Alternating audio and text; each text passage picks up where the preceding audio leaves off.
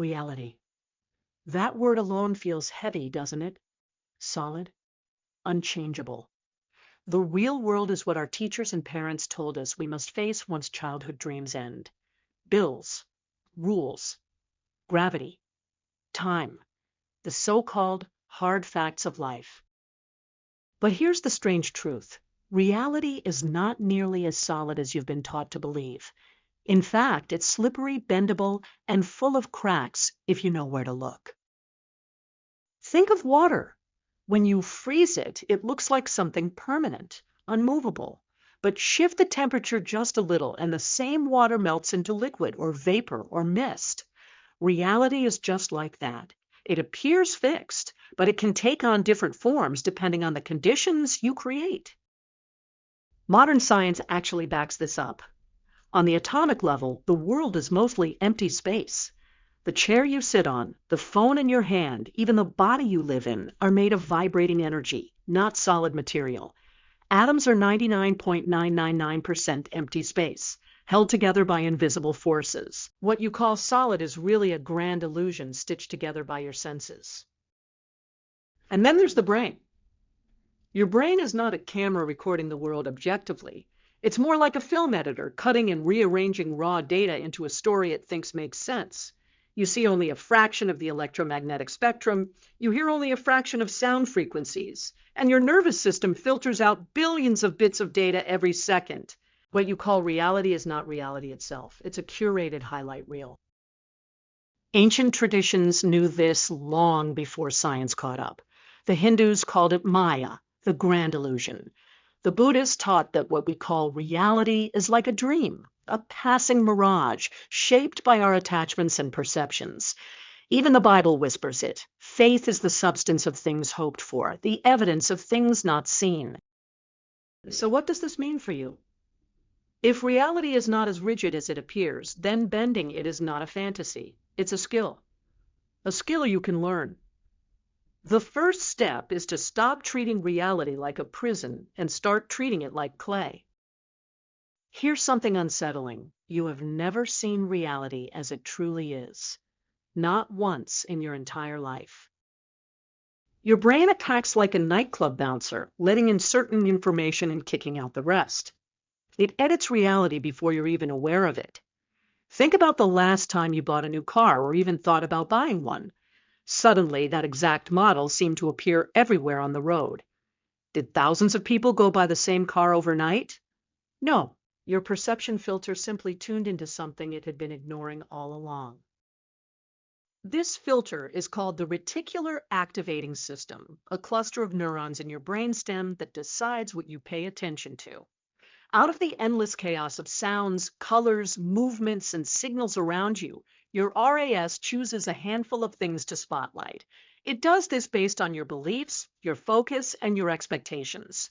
In other words, you don't see reality as it is. You see reality as you are. That's why two people can live in the same city, under the same government, with the same opportunities, yet live completely different lives. One sees a hostile world full of limits.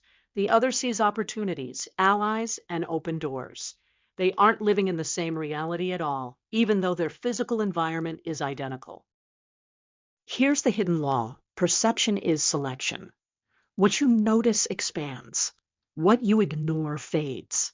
And because your brain edits reality before it reaches you, you are never dealing with what is. You're always dealing with what your mind has chosen to say. This is why learning to bend reality starts with your perception filters. Change what you focus on, and you literally change the world you experience. Opportunities you once overlooked start standing in the spotlight. Relationships take on new depth. Obstacles shrink. So ask yourself right now, what have you been filtering out? What hidden paths have always been there and visible to you because your mind was focused elsewhere? Remember this, reality is a canvas, but your mind is the brush. And the brush does not paint what is, it paints what you expect to see. Let's look at the law of attention. There is a secret your parents, teachers, and even most spiritual leaders never told you. Attention is the most valuable currency in the universe. Whatever you give your attention to grows. Whatever you starve of attention fades. This is not just a motivational slogan. It is a law as real as gravity. Think about a child. A child craves attention more than food or toys. Give them your eyes, your words, your presence, and they light up. Ignore them, and they wither. Adults aren't much different. Social media giants, advertisers, even entire political movements are fueled by one thing only: your attention. They know that if they can capture your mind, they can shape your reality. But let's go deeper. Your thoughts are like seeds. When you give them attention, they take root in the fertile soil of your subconscious mind. And the subconscious is not passive, it's an architect. It takes those seeds and begins rearranging circumstances, behaviors, and even external events to match what you keep focusing on. That's why you can't afford to treat your attention casually. Most people walk through life like they're holding a garden hose, spraying water randomly, one moment on weeds, the next on flowers, then back on weeds again. No wonder their lives look like a chaotic garden. The reality bender, on the other hand, learns to direct that hose with precision. Here's the law stated simply: whatever you feed with attention expands in your life. Feed fear, and fear grows. Feed opportunity, and opportunities multiply. Feed resentment, and your world fills with enemies. Feed gratitude, and life hands you more to be grateful for. So the first step in bending reality is ruthless mastery over your attention. Guard it as you would guard treasure, because in truth it is treasure. Let's focus on redirecting attention to bend experiences and outcomes. Now, let's take this law and make it practical. How do you actually bend reality using your attention? Start with this realization: your attention is magnetic. Where it lingers, your energy flows, and where your energy flows, reality begins to rearrange itself. Imagine walking into a crowded room. If you focus only on how awkward you feel, your attention magnifies every stumble, every sideways glance, until the room feels hostile. But if you deliberately shift your attention to curiosity, looking at people's body language, noticing who smiles, who seems open, suddenly the same room feels full of possibility. The outer world didn't change, your filter did. And by changing your filter, you bent your reality. Here's another example. Say you're struggling financially. Most people obsess over lack, bills piling up, what they can't afford, how little is left in the bank. Their attention keeps watering the weeds of scarcity. And so scarcity grows. The reality bender, however, doesn't deny the bills, but instead deliberately focuses on opportunities, skills, and the ways to expand. They put attention on learning, on connections, on income flows. Slowly but surely, the external world reshapes itself to match. This is not magic. It is neuroplasticity combined with energy flow. The brain builds pathways around what you continually focus on. Life then begins to mirror those pathways back to you. But there's a subtle trap: attention drifts. If you don't take control, your attention will be stolen by the news cycle, by endless notifications, by toxic people, by your own restless mind. That's why reality benders practice daily rituals of attention control. Morning direction: choosing one dominant focus for the day. Mindful redirection: catching wandering thoughts and steering them. Night review: asking, where did my attention flow today? Did I feed weeds or flowers? Attention is the steering wheel of reality. Wherever you keep it fixed, your life will follow. So here's the challenge. Starting today, treat your attention as sacred. Don't just let it wander like a stray dog. Hold the leash. Guide it. Because if you master attention, you master the first gateway to bending reality itself. Let's discuss the law of vibration and frequency. At the core of everything, beneath the flesh, beneath the atoms, beneath even the quarks that science struggles to measure, there is vibration. Every object, every thought, every emotion carries a frequency. You are not a solid being walking through a static universe. You are a symphony of oscillating energy interacting with an ocean of other vibrations. Science proves this plainly. An atom is not a tiny marble of matter, it is a buzzing dance of energy. Even the chair you sit on, which feels solid, is made of particles vibrating so fast that your senses can't perceive the motion. But it's there. It's all vibration. Ancient traditions also taught this truth long before quantum physics gave it language. The Hermetic texts declared, "Nothing rests, everything moves, everything vibrates." In Hinduism, the universe itself is said to have been sung into existence with a sound, the eternal Om. But what does this mean for you, here and now?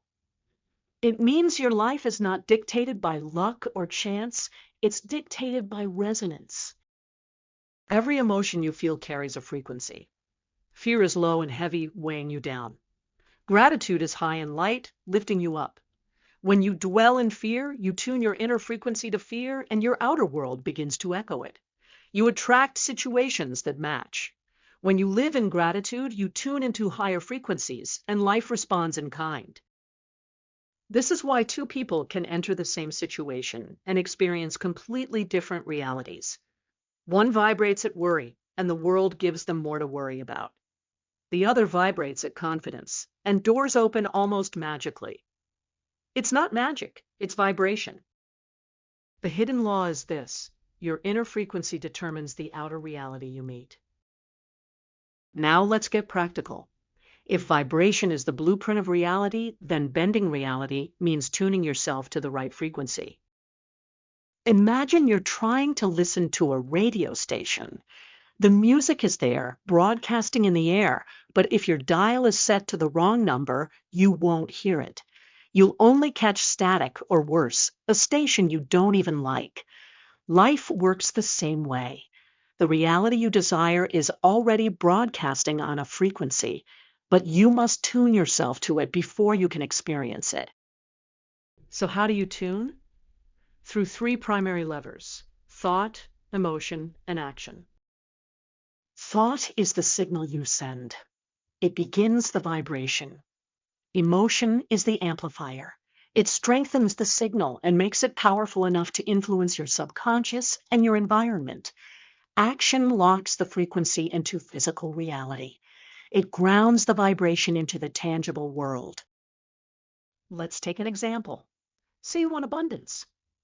If your thoughts dwell constantly on lack, I never have enough, I can't afford this, you're sending a weak, static-filled signal. If your emotions are anxiety and fear, that signal gets amplified at a low, dense frequency. Even if you work hard, your reality bends toward more lack. But shift the dial. Begin feeding your mind with thoughts of possibility, reinforcing them with emotions of gratitude, and backing them with bold, aligned action, and suddenly your entire frequency changes. You begin resonating with abundance. And abundance, like a magnet, begins resonating with you. Here's the deeper secret. Vibration does not lie. You can trick others with words, you can even trick yourself with shallow affirmations, but your vibration always tells the truth. If you affirm wealth but vibrate scarcity, reality bends towards scarcity. If you affirm love but vibrate fear of rejection, reality bends toward loneliness. That's why working at the level of vibration, not just words, is essential. Practical ways to shift your frequency include meditation, breath work, music, movement, and conscious emotional redirection. Even your environment matters. Surround yourself with low-frequency people, places, and habits, and your own vibration syncs. Surround yourself with high-frequency experiences, and you rise. The takeaway is this: you don't chase reality, you tune to it. Just like tuning a radio, you don't force the music to appear. You simply align with it, and it comes through clearly. So ask yourself, what reality do you want to experience? And then the real question, are you tuned to its frequency? Moving on, we have the law of belief. Here's a truth most people never grasp. You don't see reality as it is. You see reality as you believe it to be. Your beliefs are not just private thoughts in your head. They are filters that color every experience, every interpretation, every choice. They create what psychologists call a reality tunnel, a private world built on what you accept as true. For example, take two people standing in front of the same storm. One believes storms are dangerous and unlucky. They see the thunder as a threat, the rain as misery. Another believes storms are cleansing and powerful. They see the same lightning as beauty, the same rain as renewal. Same event, two entirely different realities. Why? Belief. Science even confirms this. The placebo effect is one of the most studied phenomena in medicine. Patients given a sugar pill but told it's medicine often heal, sometimes as powerfully as if they'd taken the real drug. Their belief activates the body's healing ability. But here's the darker side. The nocebo effect works too. If a person believes a harmless pill will make them sick, it often does. Belief is not just mental, it becomes physical. Your beliefs also control what opportunities you even notice. If you believe money is scarce, your brain's filters will ignore opportunities for wealth. If you believe I am unworthy of love, your subconscious will sabotage relationships before they bloom. These self-fulfilling prophecies are not mystical accidents. They are the mechanics of the law of belief. So the law can be stated simply. Whatever you deeply believe, reality will bend itself to confirm. If belief is this powerful, then bending reality requires one thing above all: mastering your beliefs. And that begins with exposing the ones that hold you prisoner. Most of your limiting beliefs were not even chosen by you. They were inherited from parents, teachers, culture, religion, media. Like programs running in the background of a computer, these beliefs operate silently, shaping your every move. I'm not good enough. Money is evil. These aren't facts. They are agreements you unconsciously signed. And the first step to bending reality is tearing up those contracts. Here are 3 powerful methods for breaking and rewriting belief systems. 1. Expose the belief. Ask yourself, what would I have to believe in order for this problem to keep happening? Dig deep. If you always sabotage success, maybe the belief is, if I succeed, people will hate me. Naming the belief pulls it out of the shadows. 2. Challenge the belief. Don't treat it as sacred. Ask, is this absolutely true? Where did I learn this? Who benefits from me believing this? Often you'll find the belief was never yours. It was installed by someone else's fear. 3. Replace and reinforce. Once exposed, beliefs must be reprogrammed. This requires repetition, emotional charge, and proof. Create a new belief, one that empowers rather than limits, and reinforce it with vivid visualization, emotional intensity, and aligned action. Belief without action fades. Belief paired with action becomes unshakable. Here's the twist. You don't need to believe everything. You only need to deeply believe the reality you want is possible. The subconscious mind does not care whether a belief is true. It only cares whether it is repeated with conviction. Reality benders use this to their advantage. They build inner belief systems that support their desired outcomes, and soon those outcomes start appearing in the physical world. So ask yourself, what beliefs have you been living under that no longer serve you? And then a bolder question, what new beliefs could you install that would bend your reality into the shape you've always wanted? Because here's the hidden law, belief is permission. Reality will not give you what you have not given yourself permission to believe. Now let's look at the law of emotion and energy. You can think positive thoughts all day long, but without emotion, they're like whispers in an empty room. Emotion is the amplifier of reality. It's what turns a passing thought into a living force. It's the electricity that supercharges belief and sends it echoing out into the universe. Consider this, the most vivid memories you have aren't just based on what happened, they're based on how you felt when it happened. You might not remember what you ate last Tuesday, but you remember your first heartbreak, your first big win, the moment someone betrayed you, or the moment you stood in awe of something greater than yourself. Why? Because emotion stamped it into your reality. Emotion also shapes your body and energy field. Fear tightens your chest, speeds your heart, and makes the world feel hostile. Joy expands your chest, lightens your body, and makes the world feel inviting. Two identical situations filtered through different emotions become completely different realities. Here's the hidden law. Emotion doesn't just reflect reality, it creates it. This is why affirmations sometimes fail. If you repeat, I am wealthy, but your emotion is drenched in fear, lack, and disbelief, your words carry no power. But if you say the same words while generating a genuine feeling of gratitude, excitement, or certainty, the vibration becomes magnetic. Emotion is the difference between a sketch and a masterpiece, between static and a symphony. Mastering it means mastering the engine that drives reality itself.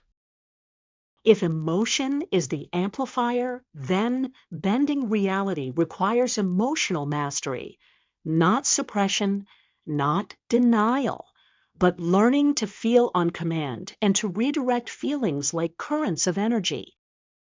Here's the secret. You don't wait for reality to give you a reason to feel. You feel first, and reality follows. Most people live in emotional reaction. They let circumstances dictate how they feel. Good day, happy. Bad day, sad. This makes them slaves to external events. But the reality bender flips the script. They generate emotion internally, independent of circumstance. They decide the frequency, and then the outer world tunes itself accordingly. Let's say you want to shift into a reality of confidence. Instead of waiting for success to make you feel confident, you deliberately generate confidence now. You use posture, breath, music, memory, imagination. You build the emotional state of confidence within yourself. And soon, your choices, actions, and even the responses you get from others bend to match it. This is how timelines shift. Every moment contains infinite probabilities, different versions of reality waiting to unfold. Emotion acts like a magnet, pulling you toward one probability or another. Fear pulls you into timelines of failure, rejection, and struggle. Love and courage pull you into timelines of breakthroughs, allies, and opportunities. Neutrality keeps you in limbo. So here are some practices of emotional mastery for bending reality. Emotional recall. Close your eyes and relive a powerful memory. Feel the emotion so vividly that your body believes it's happening again. Anchor that feeling into the present. Emotional rehearsal. Imagine a future event going exactly as you want and generate the emotions of already having it. This tricks the subconscious into tuning to that reality. Emotional transmutation. Take a negative emotion, like anger or grief, and instead of suppressing it, channel its raw energy into action, creativity, or determination. Understand this. Reality bends most easily, not when you think harder, but when you feel deeper. Thought sparks the vision, belief lays the foundation, but emotion gives it life. So the law can be written like this. If belief is the architect, emotion is the builder. If belief is the seed, emotion is the sunlight. If belief is the map, emotion is the engine. Without emotion, your reality remains flat. With it, you can move mountains. The law of imagination. Close your eyes for a moment and think of anything: an apple, a house, a car, a loved one. The image you just created did not exist outside of you, yet your mind conjured it instantly. That's imagination. Most people dismiss imagination as daydreaming, a harmless escape. But here's the secret. Everything that exists in your physical world first existed in someone's imagination. Every building you've ever walked into began as a vision in someone's mind. Every invention, every work of art, every breakthrough, from the light bulb to airplanes to smartphones, was first imagined before it became tangible. Even your life as you live it now is largely shaped by what you once imagined for yourself or failed to imagine. The universe operates like a 3D printer. Imagination is the design file. Without a file, the printer produces nothing. With a clear file, it creates exactly what's been programmed. Your subconscious mind, your energy field, and even the quantum soup of reality work in the same way. What you imagine repeatedly and vividly becomes a blueprint that reality seeks to replicate. That's why children who live in imagination often bend reality naturally. They believe in magic, and so magic seems to find them. They play pretend, and their bodies and minds respond as if it's real. As adults, we dismiss this. But the hidden law is clear. Imagination is not fantasy, it is creation in its earliest stage. So how do you bend reality with imagination? You must learn to wield it deliberately rather than letting it drift aimlessly. The first technique is sensory immersion. When you imagine something, don't just see it vaguely. Feel it, hear it, smell it, taste it. If you want to manifest a new home, imagine the sound of the door opening, the scent of fresh paint or wood, the texture of the furniture beneath your hand. The subconscious mind cannot distinguish between a vividly imagined experience and a real one. To it, both are equally true. The second technique is emotional infusion. Imagination without emotion is like an empty sketch. Emotion gives it color and depth. When you imagine, summon the feelings of already living in that reality: joy, gratitude, pride, relief. The stronger the emotion, the faster the blueprint imprints itself on your subconscious and on reality itself. The third technique is repetition. A single daydream is like sketching in the sand. It fades quickly. But consistent, repeated imagination carves the blueprint deeper until it becomes automatic. This is why many masters of manifestation use daily visualization rituals. And here's the advanced technique: embodied imagination. Don't just picture the reality you want. Step into it mentally and live it. If you want to be wealthy, imagine walking through your day as your wealthy self. What choices do you make? How do you speak? How do you carry your body? You're not waiting for the future. You're rehearsing it now. And your subconscious will eventually accept it as your baseline identity, pulling your outer world to match. The hidden law is this: your imagination is a rehearsal space for reality. Whatever you rehearse with clarity and conviction becomes increasingly probable in the physical world.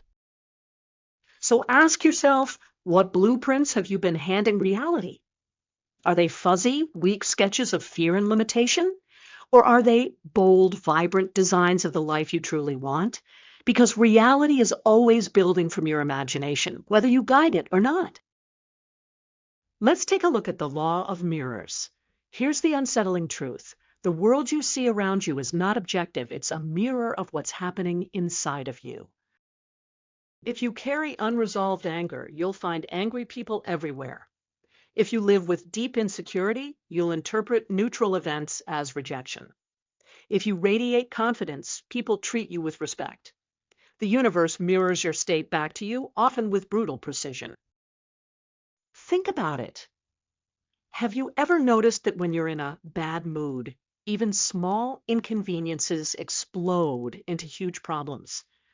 Traffic feels worse, strangers feel ruder, life feels heavy.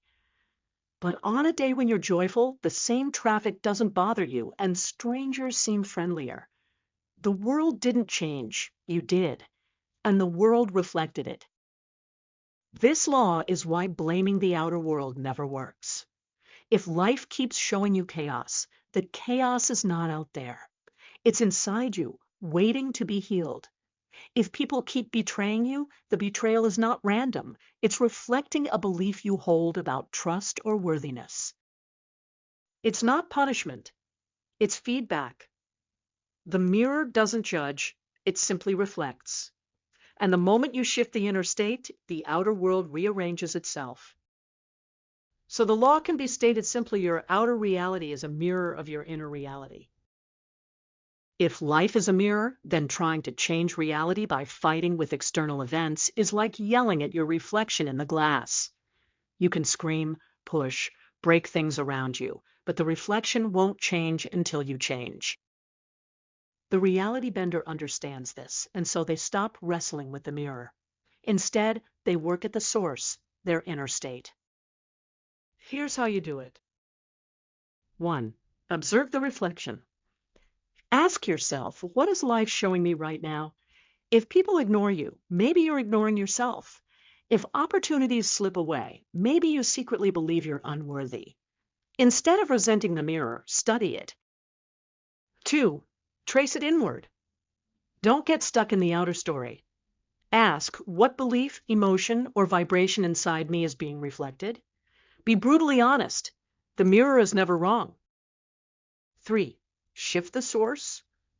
Once you identify the inner state, work on changing it. Replace the belief, redirect the emotion, elevate the vibration. Even a small internal shift ripples outward and alters what life reflects back. 4. Test the reflection. As you shift inside, watch how reality responds. You'll notice new opportunities, new people, and new synchronicities appearing. The mirror follows the source faithfully. Here's an example. Someone who always attracts toxic relationships might blame all men or all women, but the mirror reveals something deeper, a belief that love equals pain or that they are unworthy of respect. Until that inner script changes, the mirror will keep reflecting toxic partners.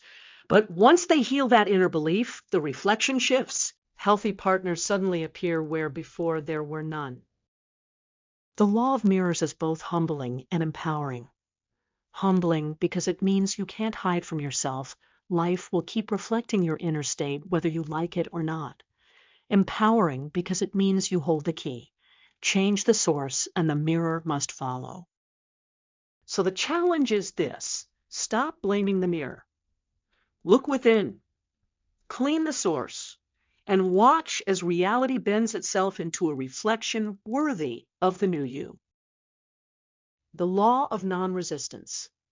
Most people approach life like wrestlers, trying to pin reality into submission. They force outcomes, chase relentlessly, fight battles on every front. And yet, the more they push, the more resistance they meet. Think of quicksand. The harder you struggle, the faster you sink. But the moment you stop resisting, you float. Life works the same way. Force stiffens reality, flow bends it. This is not weakness, it's alignment. Water is soft, yet it carves mountains. Wind is invisible, yet it shapes deserts. None of these forces resist, they flow. And because they flow, they reshape the world without struggle. Resistance creates tension, and tension attracts more obstacles. When you resist your circumstances, resent the job, curse the traffic, fight your emotions, you amplify them. You pour energy into the very thing you don't want, feeding the weeds instead of the flowers.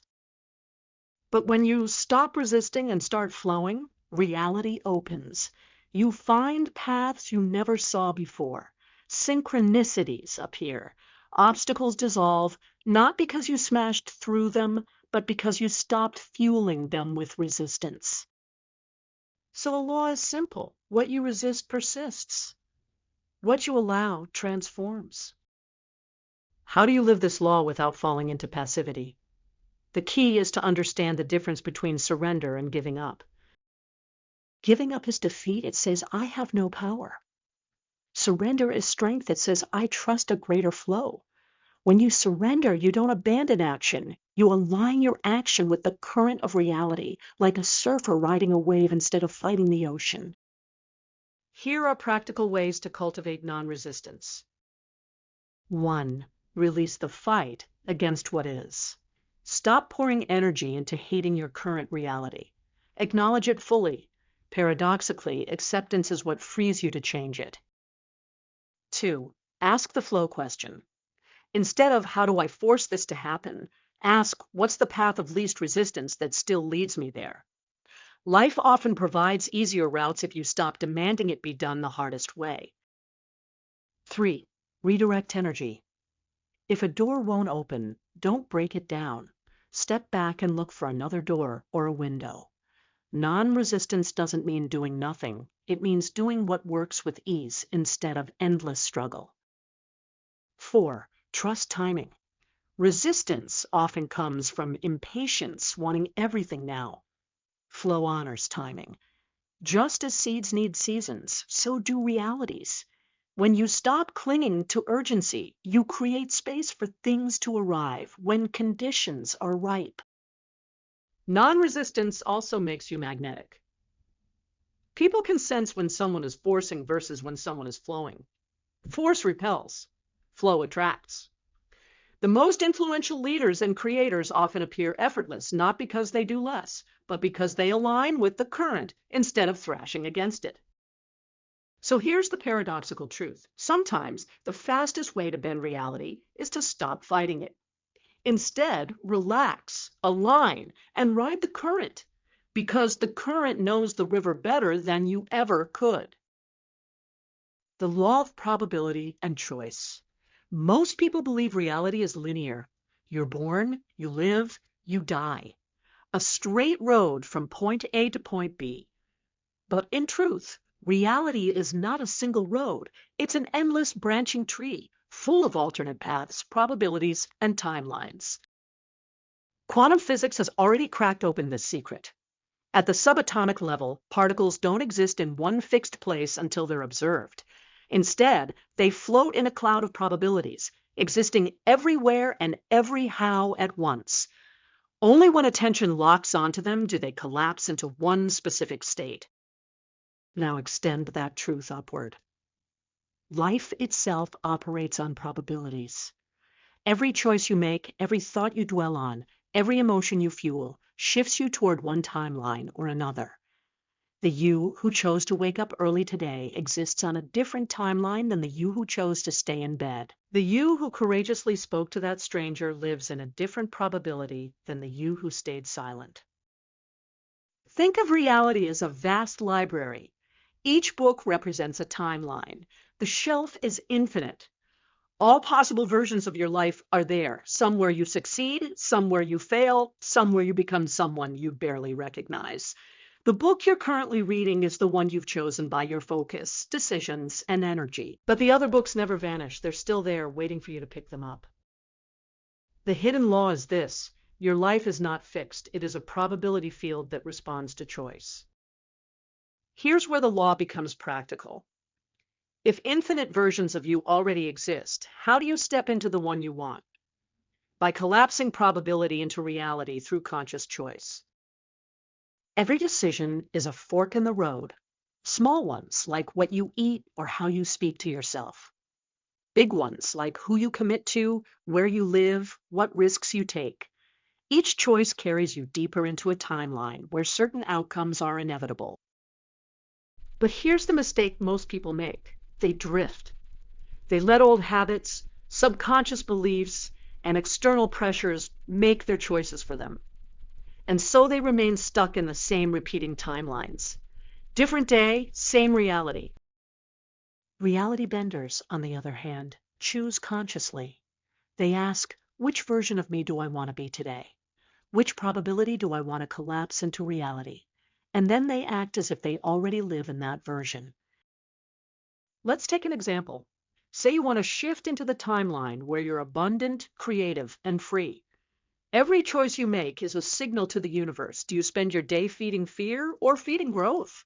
Do you surround yourself with scarcity or with possibility? Do you act like a victim or like a creator? Each choice collapses probabilities into reality. This is why discipline matters. Not discipline as punishment, but as alignment. Every time you make a choice aligned with your desired reality, you lock onto that timeline more strongly. Every time you choose against it, you weaken it. Here's a practice. Whenever you face a decision, big or small, pause and ask, which choice belongs to the version of me I want to become? Then choose that. This single habit can shift your entire trajectory. The deeper truth is this: fate is not fixed, it's chosen, moment by moment. The probabilities exist all around you, like open doors. But only your choices decide which ones you walk through. So the next time you wonder, what future am I headed toward? Don't look to the stars or luck or destiny. Look at choices, because they are the brushstrokes painting your timeline, collapsing infinite possibilities into the one reality you call your life. The law of influence and connection. Here's the truth most people overlook. You are not an island. Your thoughts, emotions, and actions ripple out and touch others, just as there's ripple back to shape you. Reality is not built in isolation. It's woven in a living web of influence and connection. Think of it this way. A single tuning fork struck in one room can make another tuning fork across the space vibrate in resonance. Humans work the same way. Your inner state resonates outward, subtly influencing the states of people around you. And because they, in turn, influence others, your energy spreads far wider than you realize. This is why a confident person can change the mood of an entire room. Why a single fearful voice in a group can infect everyone with doubt. Why movements, revolutions, and cultural shifts often start with a handful of people vibrating on the same frequency. The hidden law is this: your reality is entangled with others, and influence is the thread. When you shift yourself, you don't just alter your personal reality, you bend the shared field. And when you consciously connect with others, your influence multiplies. Influence doesn't mean manipulation. It's not about forcing others to do what you want. True influence flows from resonance. It's about aligning your vibration so strongly that others naturally tune into it. Here's how the mechanics work. 1. Inner state is the signal. Whatever you embody becomes the frequency you broadcast. If you radiate certainty, others feel it. If you radiate chaos, others absorb it. Influence begins not with words, but with energy. 2. Connection is the amplifier. Influence grows in networks. One person can hold a frequency, but when 2, 10, or 1,000 people align, the effect amplifies exponentially. This is why communities, tribes, and collective rituals have always been powerful. They synchronize minds into one field. 3. Environment as the container. Influence is shaped by the space it inhabits.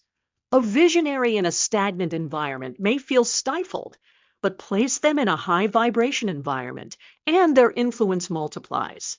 Bending reality often means curating your environment as carefully as your choices. Now, how do you use this law to bend reality? Curate your circle. You absorb the frequencies of those around you. If you want to rise, surround yourself with people aligned with the reality you seek. If you can't find them, become the frequency that attracts them. Lead with resonance. Don't convince, embody.